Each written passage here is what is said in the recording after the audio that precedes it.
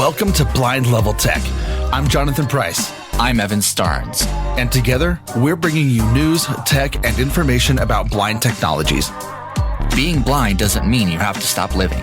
We're going to show you just how possible it is to live the life you want. What's up, everybody? Jonathan Price here with my co-host, Evan Starnes. Evan, how you doing today, man? You know, I'm doing pretty all right. I had apple pie earlier because a colleague of ours is having a birthday. Happy birthday, Matt, by the way, if you're listening. But I'm doing pretty good. I am kind of a little bit out of it right now. I was up kind of late last night, and I had a really long Memorial Day weekend and threw my sleep schedule completely out of whack. So you mean you didn't slam a whole pot of coffee before you jumped on? I slammed, not like last time. In fact, the funny part is our last episode, if you guys noticed, I was kind of like rambly and I was talking more like an auctioneer. I actually tried this. I slammed a cup of coffee before I hopped on just to see if it would change. Yeah. But I did make a really good gingerbread coffee that I need to finish. Yeah. So the last time I slammed any sort of like energy drink, I was in high school, and I had stayed up all night studying for a test, went to school, and then did the whole school thing. And then that Friday night, we had a game, away game. It was like an hour and a half away out in Strasbourg. Well, we had a little bit of downtime between the time school ended and the time we had to leave on the bus. And so I hustled over to the gas station, and here's what I purchased. I got one of the really big monsters, like I don't know if they're like the 20 ounce or the 32 ounce Monster energy drinks. So I got that.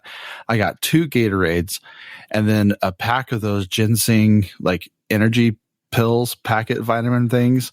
Then I had 2 of the power bars, like the energy power bars, because I was just so drained. So we get to the game, and I've drank the Monster, I've taken the ginseng energy pills, I've eaten one of the bars, and I'm feeling I'm feeling awake. So I down the rest of the Monster, I have another Gatorade, I take the other pills, and then I have the other bar.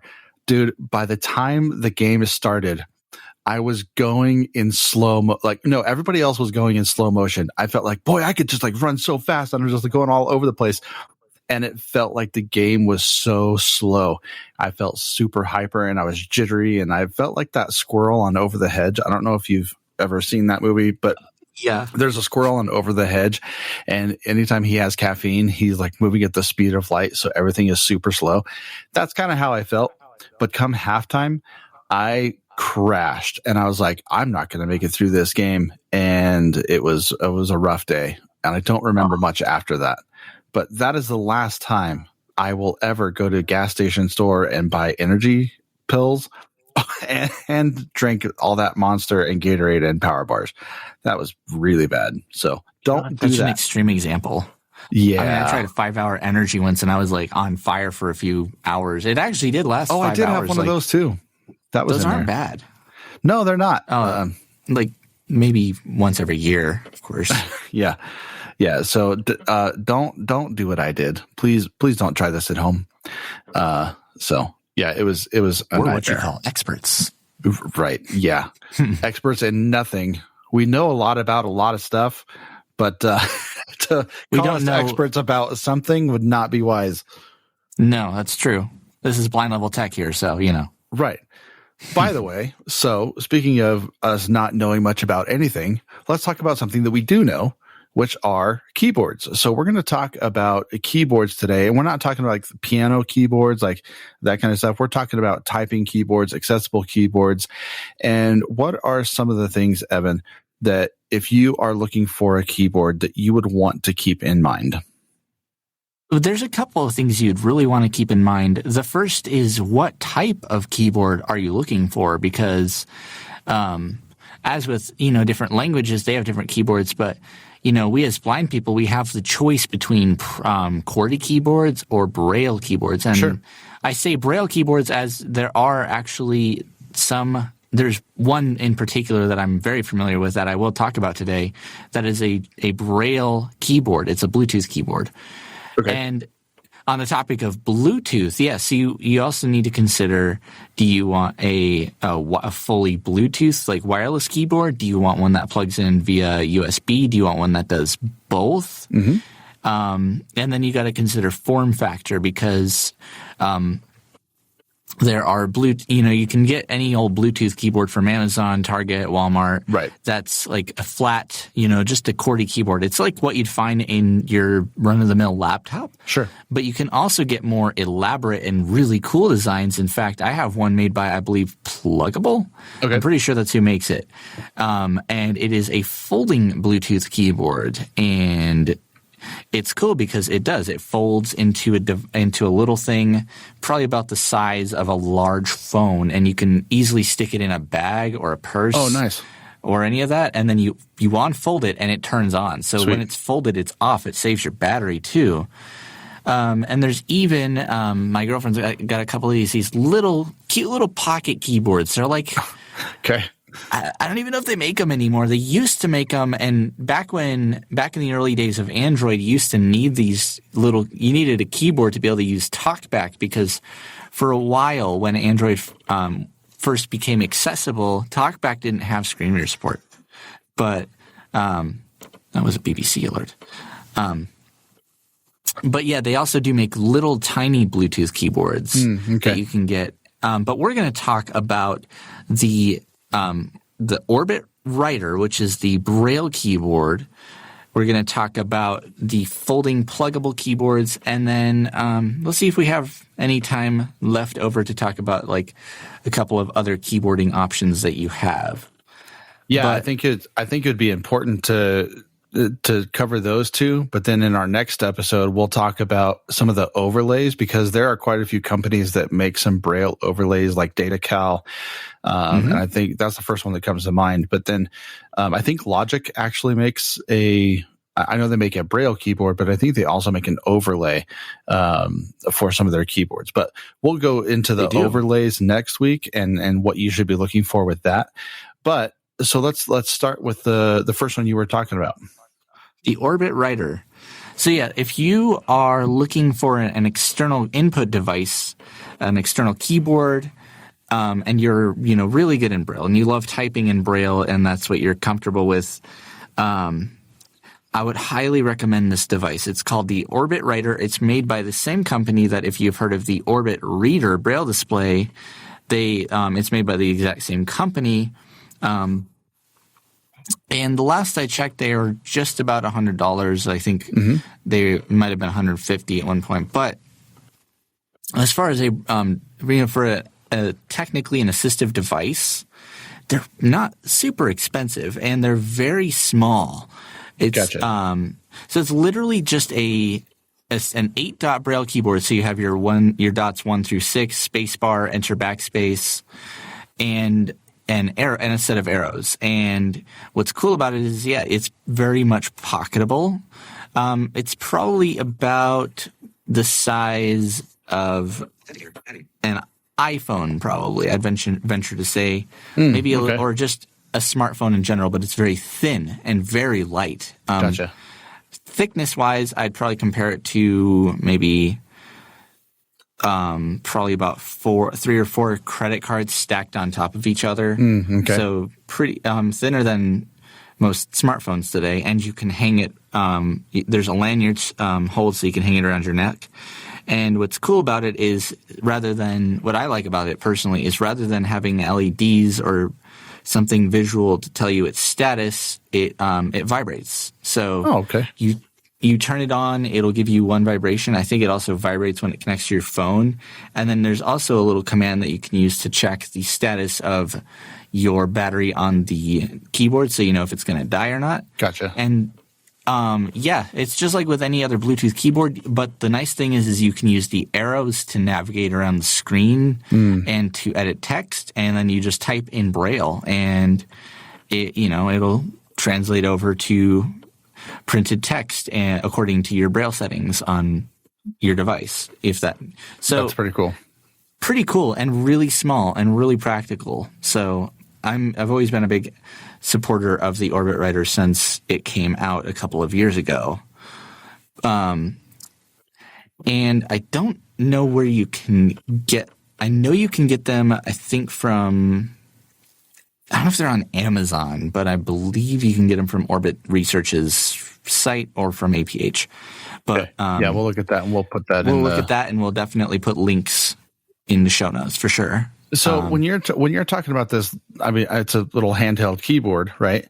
Yeah. And how does that translate to using a regular keyboard, like for any other normal purpose? I mean, what is the translation? Keyboard. Yeah. Well, I mean, the translation is just, you mean specifically the translation is Braille to print. I mean, it's translating the inputs of your Braille inputs, like your, right. You know, if you're typing in contractions, it'll obviously get those, and, you know, Braille punctuation marks and capitalization. Right. The dot 6 for capitalization. But of course that, all of the translation is really handled by the device that you're sending it to. So if let's say I have the Orbit Writer connected to my iPhone. Okay. And I have my iPhone set to type in contracted Braille, I could use contracted Braille on the Orbit Writer and it would translate over to the iPhone. Gotcha.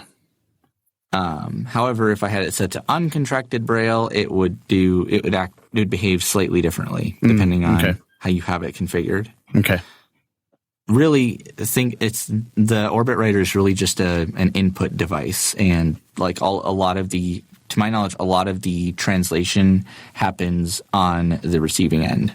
That's really interesting. What was the learning curve for something like this? There wasn't really that much of a learning curve, except trying to learn the button commands, because if you guys, for those who pay really good attention to detail, you'll notice that I'd pointed out that there's a Braille keyboard and arrow buttons and an OK button and all that, but there is no power button. And that's the weird thing about this little device, is that the power and like Bluetooth pairing and checking the battery status are all done via the arrow buttons. So I believe you hold the up and down buttons down together until the Orbit Reader vibrates. Gotcha. Or Orbit Writer vibrates, excuse me. And then it's on. And then if you hold them down again and it vibrates twice, it's off. I forget what commands. I forget what command checks the battery status. Okay. Or puts it in pairing mode. And I do believe, I'm pretty sure that the Orbit Writer supports up to 4 Bluetooth devices. So you can actually have it simultaneously connected to your phone. And then if you need to go to your computer to type something, you can just switch it over. And then if you have your iPad or your Surface Go or whatever hooked up, or your Apple TV or any of that. So you can have 4 Bluetooth devices connected to it at once, which is really nice. I'm sure. I'm assuming there's like a dongle or a switch to be able to switch inputs, or how does that work? There's a command. Okay. Yeah, there's a command to be able to switch inputs. Good, because it'd be horrible if you're trying to type on your keyboard and all of a sudden you're working on your Apple TV. Yeah, and then you're typing meeting notes to your, your family members trying to watch your Apple TV. That would be kind of funny, wouldn't it? Right. Yeah. Yeah, it's a very interesting product. I've seen you use it with your phone and with different devices and things like that. It's really cool. I actually don't have one. It's the funny part. So what I've done is I just use a lot of people do this. I just use my Braille display connected to my phone, and it pretty much has the same functionality as a Braille keyboard. This is literally just a Braille keyboard without a display or any sort of computer hooked up to it. Right. Okay. But if I get one, I will definitely talk about it here. And there's quite a few videos on YouTube about using the Orbit Writer too and getting it set up too. So loads of information about this thing. And I'm pretty sure it comes with like Braille instructions, or at least a quick start guide with the commands that you'll need to get this device up and running. But it's pretty easy. for my experiences. Yep. Yeah, I'll link that in the show notes. It does come on the website, at least where I found it was medical supply or medicalproductsupply.com. There's an Orbit Writer smartphone keyboard. It's exactly what Evan described. They do have it listed at about $140. So there's probably places you can get it cheaper, but that's awesome. It does work, I'm assuming, with Mac and Windows and any other Bluetooth pairable device. Yes, definitely. Cool. Anything Bluetooth pairable. Perfect. I don't know if it works with USB. I haven't been able to test it. My buddy has one that I've played with, and that's how I figured out all this stuff about it. Nice. Okay. So what's the other one? We had the Orbit Writer, and then we have what else? Well, we also have the second most exciting one is the pluggable folding Bluetooth keyboard.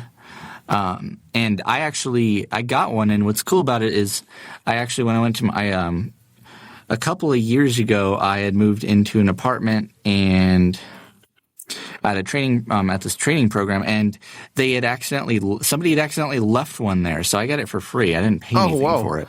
Nice. But so there's two different sizes at one point, and I don't know if there still are, but I have the little one, and the only difference is like some keys were kind of smooshed together. Okay. But the bigger one, it's got a nicer layout, and the arrow keys are more like they're laid out in a more like logical way, and it just looks more like your average QWERTY keyboard. Mm-hmm.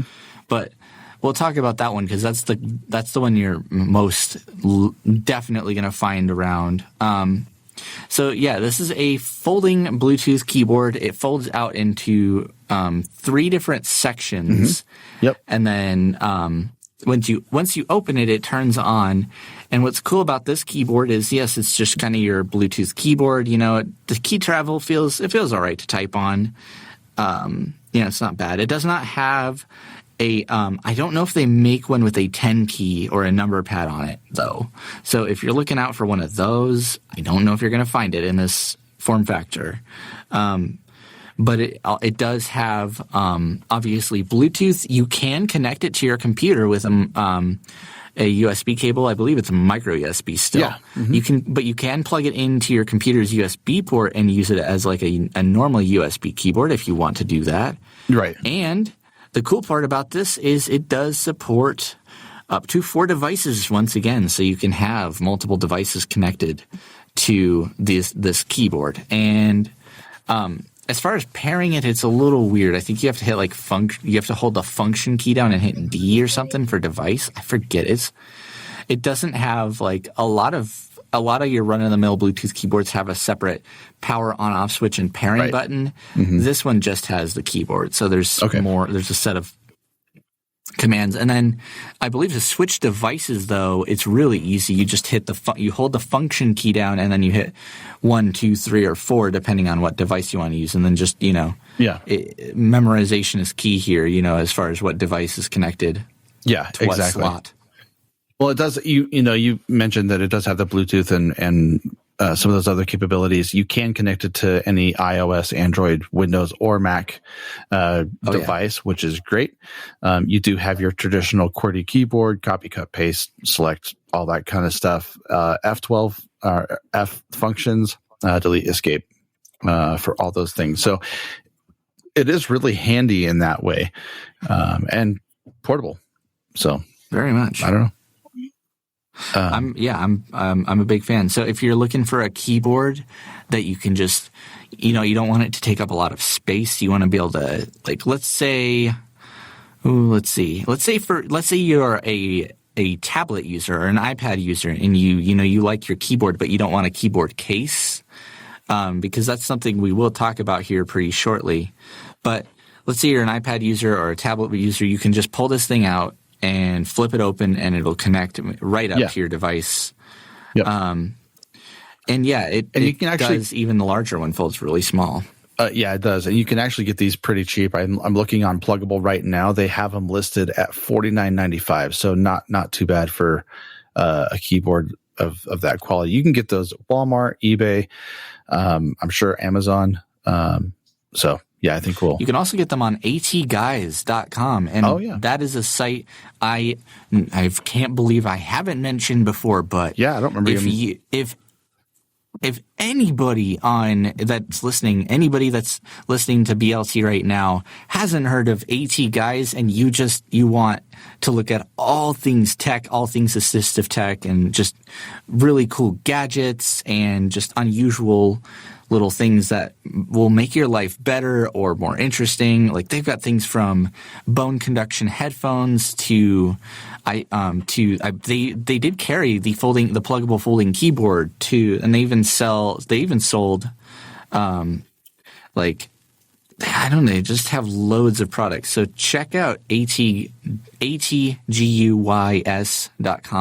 if you also want to be able to get the keyboard from a really good dealer. Yeah, I'll make sure we put that in the show notes and in the description. So that'll be awesome. Yeah, big supporter of them. Very cool. Well, as we land this plane, tell me about one or two other keyboards to at least keep a lookout, and we'll address those next week along with our coverage of overlays. So I'm not going to really talk too much about the little mini Bluetooth keyboards just because they used to be really common, but they kind of died out ever since phones started to get larger. But I will talk about keyboard cases because it's really a big life changer in my opinion. I used when I had an iPad, I couldn't use the iPad without the keyboard case.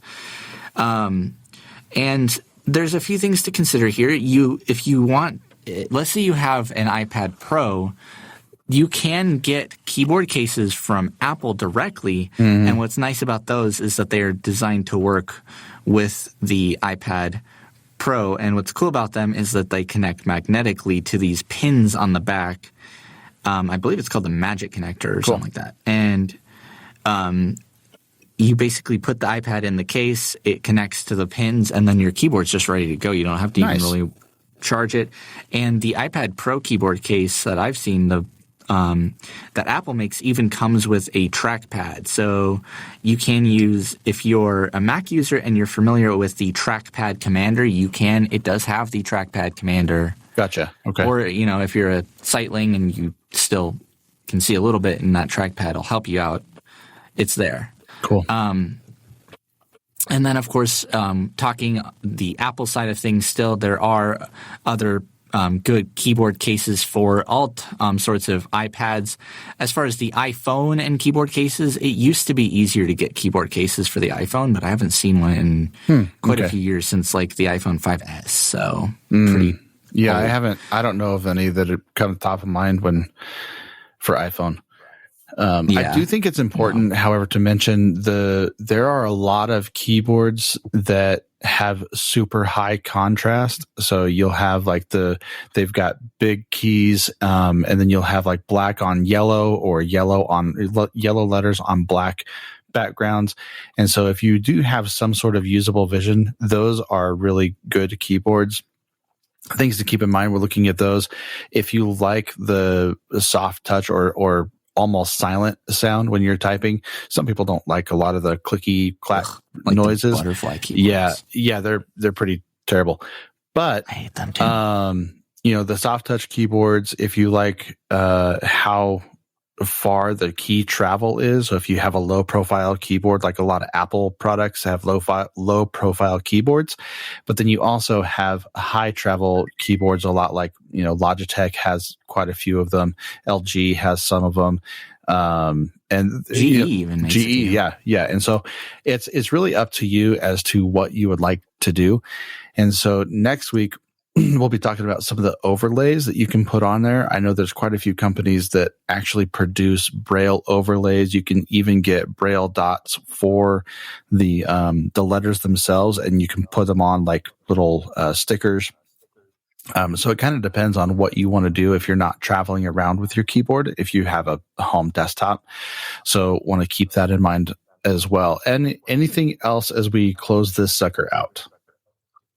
So you'd mentioned key feedback and Yeah. key travel and what it feels like to type on keyboards.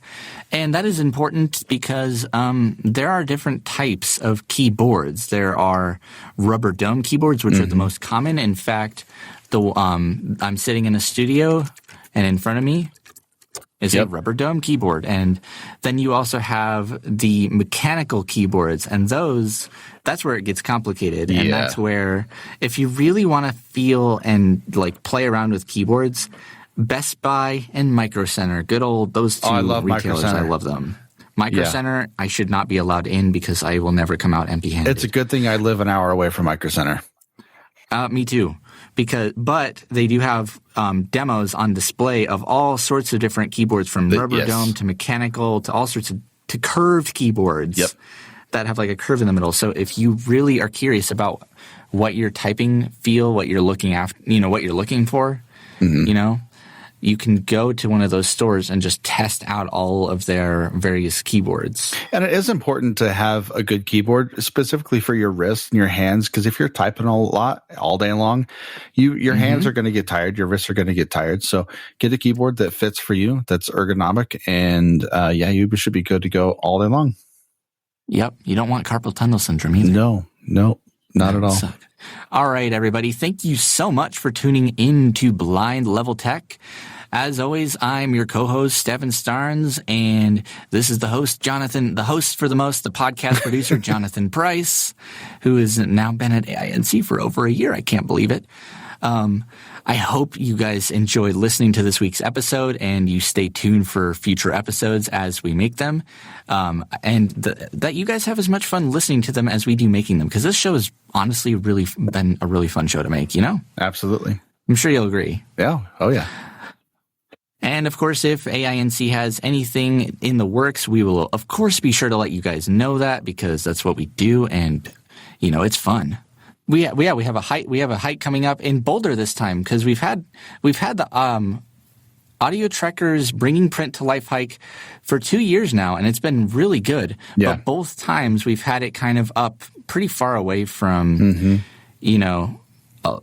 at least where I live, pretty far away, a good hour drive. So we're going to actually have it in Boulder. And the cool part is that it's going to be, we're going to meet here at the Audio Information Network building, although we'll have a new name by then, I'm sure. And, have some breakfast and some words of encouragement. And then we're going to go hike. And, it's going to be it'll be a pretty short hike, but it'll be a really good way for everybody to just kind of get a chance to talk and, Absolutely. It'll be a great time. It'll be a good time. That's coming down the pipe. And, of course, be sure to check out all of our other shows that we produce, including Blindsight with Bill Lundgren, Aftersight, our very first original podcast, and Navigating Life with Vision Loss, which is really good, and my little podcast, The Volunteer Spotlight, if you're curious about, the volunteer side of things and what it's like to be a volunteer if you're not a volunteer, or if you're curious about becoming one. Check that out as well. But yeah, thank you guys so much for listening. I'm Evan, and this is Jonathan, and we will catch you in the next episode.